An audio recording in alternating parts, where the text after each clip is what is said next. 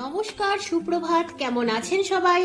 আমি অনন্যার ব্লগস এর আরো একটি মিনি ব্লগে আপনাদের সকলকে জানাই অনেক অনেক অনেক স্বাগত। আজ দিনটি মঙ্গলবার, সকাল এখন 8:30।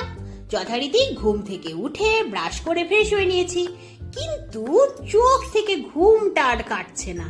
কি মুশকিল বলুন তো, সারা রাত জুড়ে এত ঘুমানোর পরেও যে আমার এত ঘুম আসে কোথা থেকে, মাঝে মাঝে নিজেই এই কথাটি ভেবে কুল পাই না।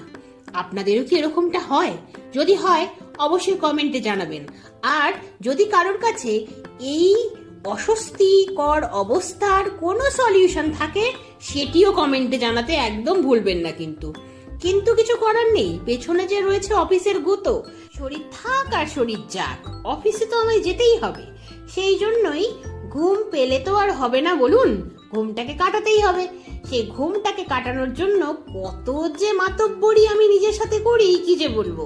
প্রথমেই চেষ্টা করি নিজের মনটাকে ডাইভার্ট করার, সেই জন্যই যাতে আবার ঘুমটা আমায় পেয়ে না বসে, সেই জন্যই ঝটপট বেডটাকে গুছিয়ে ফেলি, যাতে ঘুমটা ভাবে এ বাবা, বালিশ তো সব যথাস্থানে চলে গেল, এবার ঘুমোবি কিসে। সেই জন্যই তড়িঘড়ি বেডটাকে গুছিয়ে ফেলি। তারপর জানলাগুলোকে হাট করে খুলে দিই, কিছুক্ষণ বাইরে গিয়ে বসি, বলতে বারান্দায় অবশ্যই। সেই বসে চারদিকে প্রকৃতি দেখি আর নিজের মস্তিষ্ককে বোঝাই, দেখ বাবা সকাল হয়ে গেছে, আর ঘুমোতে চাস না যেন। কিন্তু কিসের কি, যতক্ষণ অবধি না চা পর্ব মেটে ততক্ষণ অবধি আমার চোখ থেকে ঘুম কিছুতেই যেতে চায় না। যাই হোক, চা পর্ব মিটতে না মিটতেই স্নানে যাওয়ার সময় হয়ে যায়। আর এদিকে তড়িঘড়ি অফিসের ব্যাগটাও গুছিয়ে নিতে হয়। স্নান সেরে এসে আজ আবার নিজের হাতে ভাত খেতে হয়েছে ভাবুন, কারণ মা খুব ব্যস্ত ছিল আজ।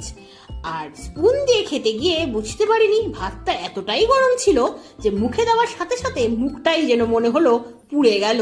কি আর করব, মায়ের সময় ছিল না, একটু তো অ্যাডজাস্ট করতেই হয়, কোনো দিন করেই নিলাম অ্যাডজাস্ট। তারপর খাওয়া দাওয়ার পর্ব মিটিয়ে যথারীতি রেডি হয়ে নিলাম পুরোপুরি। সকাল থেকে আকাশ মেঘলা ছিল বটে, কিন্তু বৃষ্টি পড়ছিল না।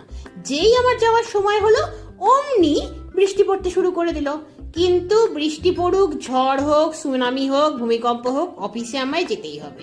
তাই মন খারাপ না করে নিজের মনকে বুঝ দিয়ে বেরিয়েই পড়লাম অফিসের জন্য।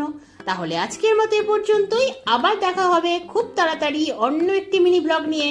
সবাই খুব ভালো থাকবেন, ব্লগটি কেমন লাগলো জানাবেন, চ্যানেলে নতুন হলে চ্যানেলটিকে সাবস্ক্রাইব করে পাশে থাকবেন। আজকের মতো চলি, বাবা।